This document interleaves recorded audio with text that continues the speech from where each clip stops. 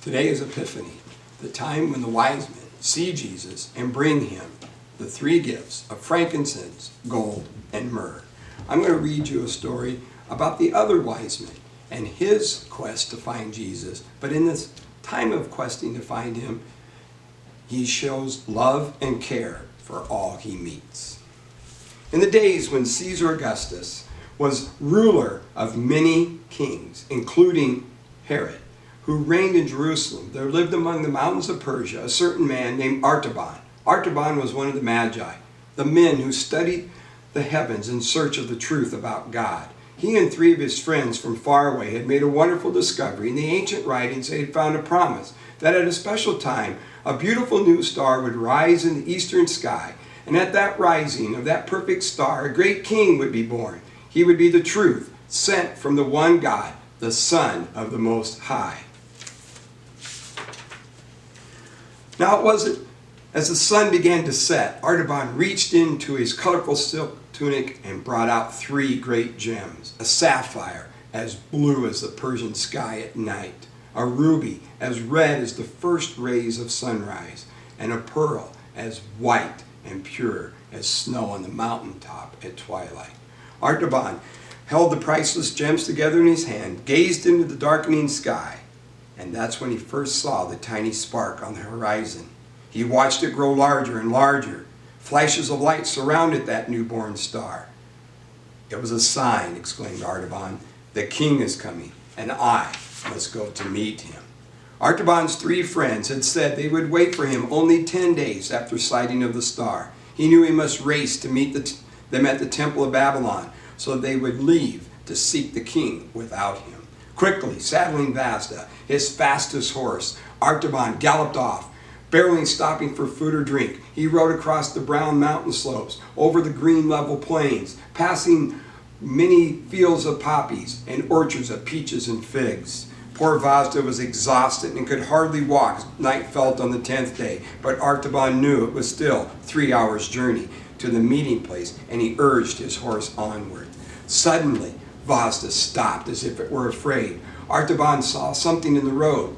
He slid from the horse and approached the shape for a closer look. It was the body of a man. Artaban felt the man's forehead, listened for the sounds of breathing, but the man seemed dead. But as Artaban turned to go, the poor man groaned, reached out one hand, grasped the hem of the wise man's robe. The man was still alive. And Artaban knew that if he did not help this sick man, he would not make it through the night. So Artaban nursed him. He gave him a potion that he found in his bags that he kept with him often. And he prayed, "O God, truth of light, show me the way of wisdom, which only you know." He turned back to the sick man, lifted the man gently, carried him over to the foot of the palm tree, and there he gave the poor fellow sips of cool water. And that healing potion that he had pulled out, he poured this between the man's dry lips. And for several hours, Artaban cared for this man. And slowly, the man regained strength. "Who are you?" the man asked. Artaban told the man of his quest. "I have nothing," the man said, "to repay you for your kindness. But I will tell you this. From our Hebrew prophets, we have learned that the Messiah will be born in Bethlehem, not Jerusalem, and there you must go." Hurriedly thanking the man, Artaban dashed to his horse and galloped off towards the temple. Although Vasda fled over the ground like a gazelle, the sun's first rays were shining as they entered the temple grounds. Anxiously, Artaban searched for his friends, but they were gone. But he found a note. "We have waited past midnight and can delay no longer. We go to find the king. Follow us across the desert." Artaban sat upon the ground, covered his head in deep despair. "How can I cross the desert? With no food, an exhausted horse? I must return, sell my sapphire, buy a camel, food for the journey, and only God will know whether I will lose my chance to find the king because I stopped to show kindness." After many long weeks, Artaban arrived in Bethlehem. Searching through the town, he came upon a stone cottage. Sitting inside was a young woman rocking her baby asleep. Artaban knocked at the open door, and the woman motioned for him to come in.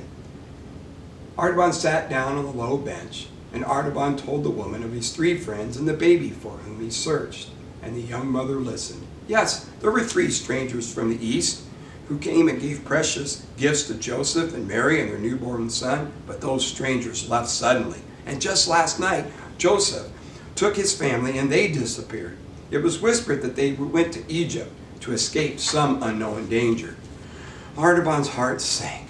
He had failed once more. Seeing his despair, the woman placed her baby in a small cradle and rose to prepare a meal for the other wise men. But suddenly, there was some noise, wild confusion, uproar in the street. Women screamed, men cried out. There was a clanging of swords and armor filled the air. Artaban ran to the doorway, and the woman snatched up her baby and hid in the shadows of the room. The soldiers of Herod were coming for our children. The shouts filled the air. Artaban stood still, filling the doorway, and glared into the soldier's eyes. And then he slowly reached into his tunic, brought out a large ruby, and watched the soldier's face gleam with greed. I'm alone here, said Artaban, and I'm waiting to give this gem to the centurion who will leave me in peace. Quickly the soldier snatched the jewel, turned around, shouted to the rest of the army, march on, there's no child here.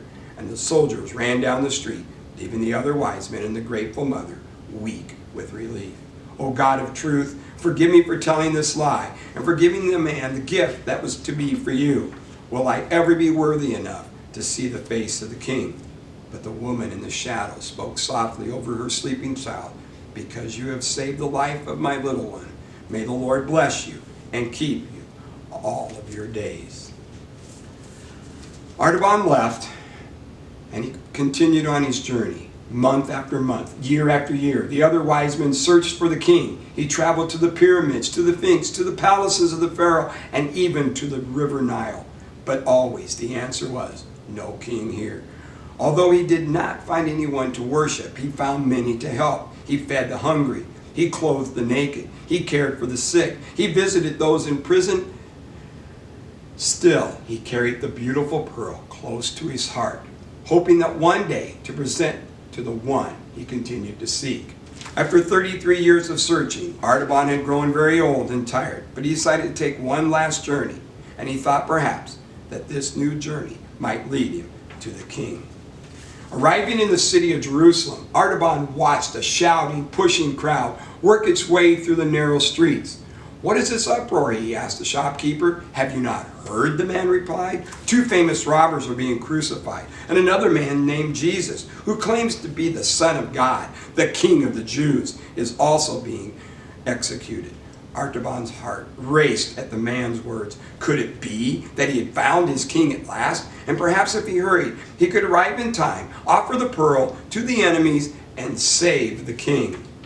Gathering up his stuff, Artaban hurried up the dusty street, and just before he reached the city gates, he was stopped by a troop of soldiers dragging a young girl. Then the girl was crying. Her hair and dress were tangled and torn. And seeing Artaban, she cried out, "Have pity, kind sir. My father died owing these men great sums of money. I am to be sold as a slave to pay the debt.